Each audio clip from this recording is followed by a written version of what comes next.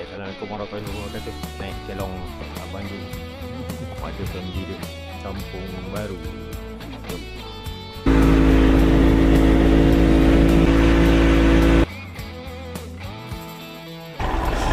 Bye bye. Kelong Zakirin. Zakirin. Okey, minta kelong dendang. Okey, ada sinki, ada dapur, toilet. Itu diorang kata lubang rahsia lah.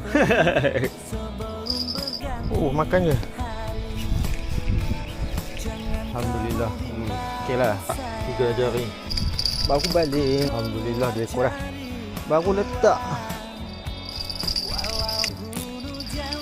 Ikan gegeruk lagi. Alhamdulillah. Oh, melawan.